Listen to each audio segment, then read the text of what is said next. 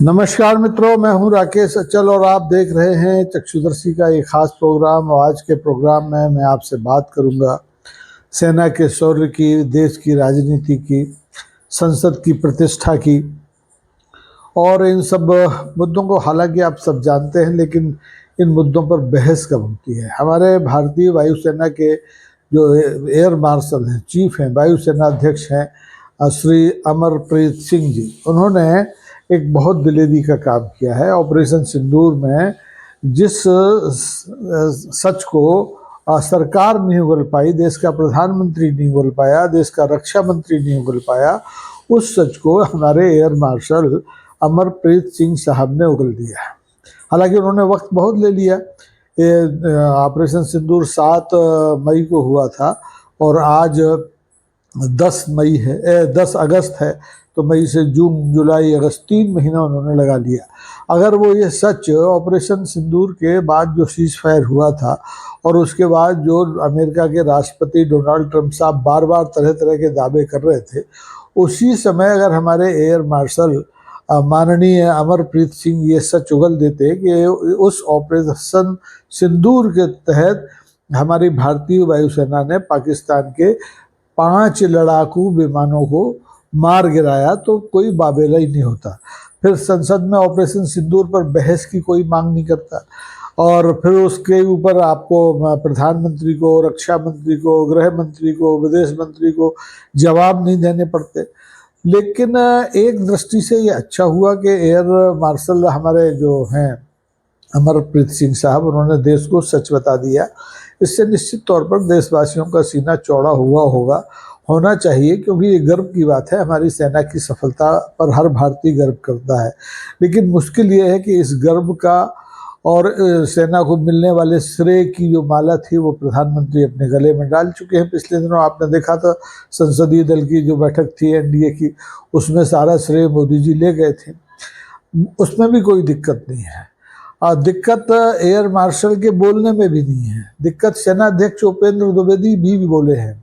उन्होंने भी air marshal की बयान का समर्थन किया और जो पाकिस्तान के सेना अध्यक्ष हैं, वो रक्षा मंत्री हैं, उनके बयान का मजाक उड़ाया और कहा कि भारतीय सेना ने जो उपलब्धि हासिल की और जिस ढंग से पाकिस्तान की सेना को नुकसान पहुंचाया, वो बहुत मायने रखता है। और इससे इस ऑपरेशन सिंदूर से, 3 दिन के ऑपरेशन सिंदूर से सिर्फ लड़ाई में ही दिक्कत पाकिस्तान को नहीं हुई, बल्कि उसकी आर्थिक रूप से भी कमर टूटी। क्योंकि ऑपरेशन सिंदूर शुरू होने से पहले आपको याद है जो 22 अप्रैल का हमारे यहाँ पहलगाम में नृशंस आतंकी वारदात हुई थी, इसमें 26 लोग मारे गए थे, एक नेपाल का, 25 भारत के। तो इसमें इसके बाद पाकिस्तान के खिलाफ ऑपरेशन सिंदूर होने से पहले एक बार्टर क्या कहते हैं आपको, उसको मैं भूल रहा हूँ, बार्टर स्ट्राइक की गई।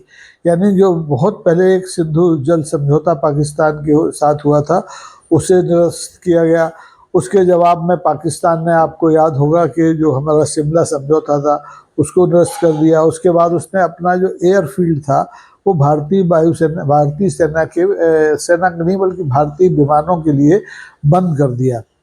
और ये बंद रहा, इसकी वजह से कहते हैं कि पाकिस्तान को 8.5 अरब का नुकसान कुछ ही दिन में हो गया। मतलब 24 तारीख से ये उसने प्रतिबंध लगाया अपनी वायुसेना पर और फिर ये ऑपरेशन सिंदूर और उसके बाद तक ये प्रतिबंध रहा। बहरहाल अब सवाल ये है कि अगर भारतीय वायुसेना ने पाकिस्तानी सेना के 5 फाइटर मार दिए थे और जिसके बारे में डोनाल्ड ट्रंप ने भी कहा था इस युद्ध में 5 फाइटर मारे गए, तो वो पाकिस्तान के मारे गए थे या हिंदुस्तान के मारे गए थे? ये संशय इसलिए बना रहा कि ऑपरेशन सिंदूर पर जब चर्चा का श्री गणेश सत्ता पक्ष की ओर हुआ, नहीं परंपरा के खिलाफ। परंपरा तो ये होती है कि ऐसी बहसों का जो श्री गणेश है वो विपक्ष करता है, लेकिन खैर सरकार ने किया। सरकार के जो रक्षा मंत्री हैं, हमारे देश के जो रक्षा मंत्री हैं माननीय राजनाथ सिंह जी, उन्होंने एक लंबा भाषण दिया उपलब्धियों को लेकर के। सबको गर्व होना चाहिए था, लेकिन उन्होंने इस तथ्य को उजागर नहीं किया कि इस युद्ध में हमारी भारतीय वायुसेना ने पाकिस्तान के 5 फाइटर मार गिराए। अगर राजनाथ सिंह जी चर्चा प्रारंभ करते ही डोनाल्ड ट्रंप के कथित दावों को खारिज करते हुए ये कह देते कि लड़ाई में 5 लड़ाकू विमान तो गिरे, लेकिन वो हिंदुस्तान के नहीं गिरे, वो पाकिस्तान के गिरे। खैर, ये सच उन्होंने क्यों छुपाया, उन्होंने संसद की अवमानना क्यों की, ये वो जाने। देश के गृह मंत्री ने भी इस बारे में अपने वक्तव्य में कोई संकेत नहीं दिया कि भारत की वायुसेना ने, भारत के सैनिकों ने जो स्ट्राइक की, ऑपरेशन सिंदूर किया, उसमें इतनी बड़ी उपलब्धि हासिल की थी।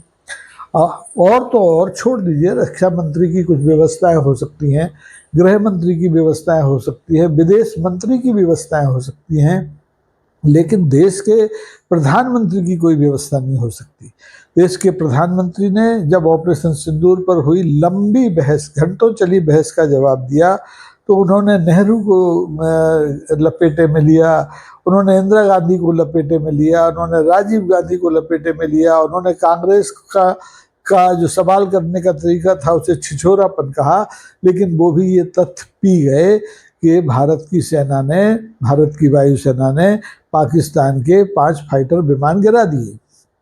अगर माननीय प्रधानमंत्री उसी दिन अपने जवाब में इस तथ्य को स्वीकार कर लेते, जिसका रहस्य उद्घाटन आज हमारे एयर मार्शल को करना पड़ रहा है, वायुसेना अध्यक्ष अमरप्रीत सिंह को करना पड़ता है, तो फिर इतनी बातें क्यों होती, इतनी बहस क्यों होती, संसद का इतना समय खराब क्यों होता। अब सवाल तो 2-3 उठ खड़े हुए हैं कि इस पूरी राजनीति में, ऑपरेशन सिंदूर की राजनीति में अभी तक सत्ता और सत्ता पक्ष यानी भारतीय जनता पार्टी इन्वॉल्व थे, कांग्रेस और समेत पूरा विपक्ष इन्वॉल्व था, लेकिन अब हमारी सेना के 2 प्रमुख अंग भी इसमें भागीदारी कर रहे हैं। Air marshal, air chief marshal हमारे अमरप्रीत सिंह ने भी दावा किया है, और जो हमारे सेना अध्यक्ष हैं उपेंद्र द्विवेदी जी, उन्होंने भी IIT मद्रास में शायद वो बोल रहे थे, वहाँ इस बात को प्रमाणित किया कि भारतीय सेना ने उपलब्धियां हासिल की। उन्होंने पाकिस्तान के जो सेना अध्यक्ष हैं मुनीर साहब, उनके प्रमोशन को लेकर भी तंज किया। तो इस तरह से अब मुझे ये लग रहा है कि ये जो हमारा मुद्दा है, धीरे धीरे हमारे देश की जो सेना है अभी तक अराजनीतिक है, जिसका राजनीति से कोई मतलब नहीं है, वो अब धीरे धीरे दबे कदमों से राजनीति में प्रवेश कर रही है। हालांकि ये राजनीति में प्रवेश सेना का बहुत पहले हो चुका है। हमारे पूर्व जो सेना अध्यक्ष थे BP सिंह साहब, जनरल BP सिंह साहब, वो राजनीति में आए, उन्होंने चुनाव लड़ा, उन्हें केंद्र में मंत्री बनाया गया। आजकल वो कहाँ है मुझे पता नहीं है।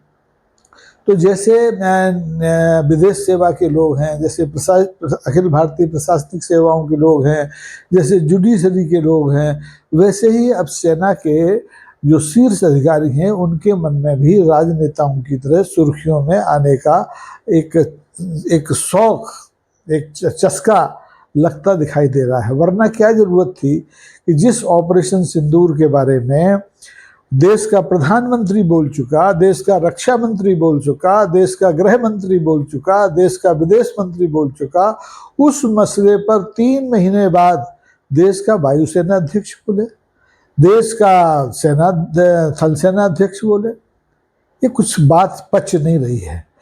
अब मुझे लगता है कि ये हमारे भारतीय नेतृत्व की, मौजूदा भारतीय नेतृत्व की कमजोरी का एक बड़ा उदाहरण है कि प्रधानमंत्री, रक्षा मंत्री, गृह मंत्री, विदेश मंत्री के संसद में बोलने के बाद हमारा कोई सेना अध्यक्ष, वायुसेना का अध्यक्ष हो, थल सेना का अध्यक्ष हो, वो ऑपरेशन सिंदूर के बारे में नए नए रहस्य उद्घाटित कर रहा है।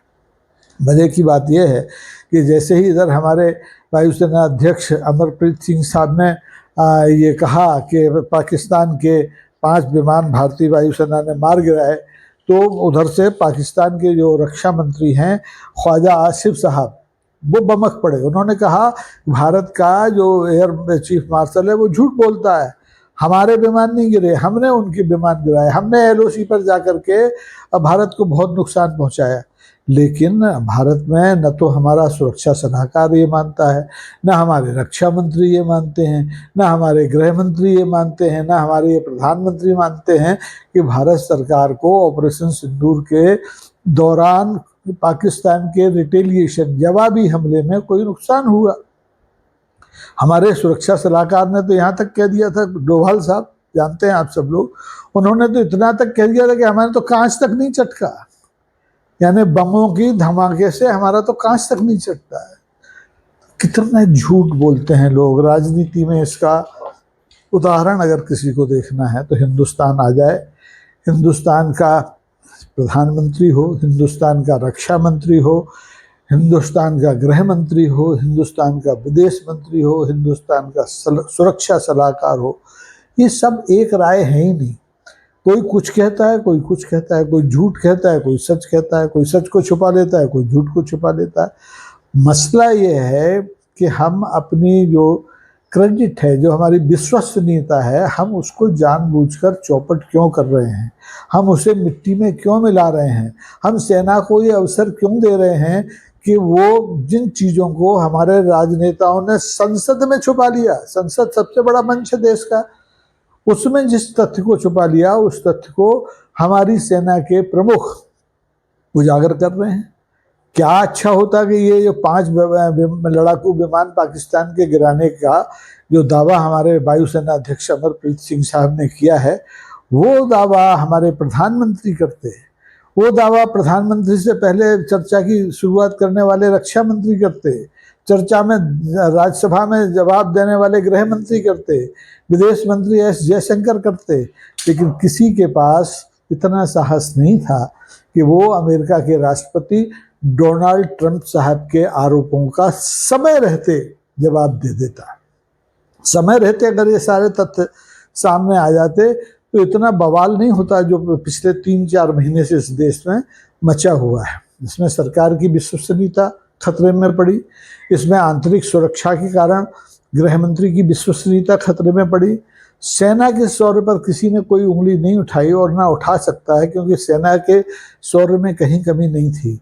उसके हाथ बांधे गए या खुले रखे गए, ये भी विवाद का विषय है, क्योंकि अमरप्रीत सिंह साहब कहते हैं कि हाथ खुले रखे गए थे। जो भी सीज फायर का फैसला हुआ है वो सेना अधिकारियों के स्तर पर हुआ है, लेकिन उन्होंने ये नहीं कहा, वो कह भी नहीं सकते थे, उनका दायरा नहीं था कि सीज फायर के बारे में अमेरिका के राष्ट्रपति डोनाल्ड ट्रंप साहब का आरोप 100% बेबुनियाद है। ये खंडन तो देश का प्रधानमंत्री कर सकता था, देश का रक्षा मंत्री कर सकता था, देश का गृह मंत्री कर सकता था, देश का विदेश मंत्री कर सकता था, लेकिन हैरानी है कि ये चारों मुंह पर पट्टी बांधे रहे। और सच का खुलासा किसने किया? भारतीय वायुसेना अध्यक्ष ने। उसकी तायद किसने की? थल सेना अध्यक्ष ने। तो अब हम क्या ये मान लें कि सरकार झूठ बोलेगी और सेना सच उजागर करेगी? क्योंकि सत्य में वजहते, सत्य हमेशा जीतता है, और सत्य को बहुत दिनों तक न कोई सरकार छिपा सकती है, न कोई प्रधानमंत्री छिपा सकता है, न कोई रक्षा मंत्री छिपा सकता है। हाँ, छिपा सकते हैं। क्या छिपा सकते हैं? देश के पूर्व उपराष्ट्रपति जगदीप धनखड़ को 21 जुलाई के बाद से उनका पता नहीं है। हमारे देश का बड़ा खोजी मीडिया, गोदी मीडिया, मोदी मीडिया, वो भी 21 जुलाई के बाद से देश के उपराष्ट्रपति, माननीय पूर्व उपराष्ट्रपति, क्षमा कीजिए, माननीय जगदीप धनखड़ की खोज खबर नहीं कर पाया है। उनकी टहलते हुए अपने लॉन में, या बीमार हैं तो बिस्तर पर इलाज कराते हुए, या हंसते मुस्कुराते हुए, या सोते हुए, या दवा लेते हुए एक तस्वीर लाके नहीं दिखा पाया है। सरकार भी उसको छुपा रही है, मीडिया भी उसको भी छुपा रहा है। संसद में पहले जैसे झूठ बोला जा रहा था, वैसे आज खुलेआम झूठ बोला जा रहा है। संसद के मान अपमान की चिंता किसी को नहीं है। लेकिन मैं फिर कहता हूँ कि air chief marshal Amarpreet Singh साहब के इस तथ्य की घोषणा के बाद कि 5 पाकिस्तानी विमान गिराए गए, ये मान लेना चाहिए कि भारत की सरकार ने, भारत के प्रधानमंत्री ने, भारत के रक्षा मंत्री ने संसद में झूठ, सच को छिपाया, संसद की अवमानना की झूठ बोल करके। अब विपक्ष में इतना दम नहीं है कि वो इस नए रहस्य उद्घाटन के बाद चलती संसद में इन चारों प्रधानमंत्री और उनकी फौज के 3 मंत्रियों के खिलाफ संसद की अवमानना का नोटिस दे, उस पर बहस की जीत करे। लेकिन ये नहीं होगा। इस देश में सिर्फ राजनीति होती है, लोगों की आंखों में धूल झोंकी जाती है। सत्ता पक्ष अपना काम कर रहा है, विपक्ष अपना काम कर रहा है, सबकी अपनी अपनी लक्ष्मण रेखाएं हैं और इन लक्ष्मण रेखाओं में देश का जो जनतंत्र है फंसा हुआ सिसक रहा है, रो रहा है, कराह रहा है। आज के लिए बस इतना ही। अगर आपको ये एपिसोड अच्छा लगे तो बड़ी संख्या में इसको वायरल मत कीजिए, शेयर कीजिए, इसको लाइक कीजिए। और अगर आपको लगता है कि हम लोग सही रास्ते पर आपसे विमर्श कर रहे हैं, अभी तो एकला विमर्श है, बिल्कुल मोनोटोनस इसको कह सकते हैं। आप एक आदमी हैं, एक कैमरा है और एक विषय है।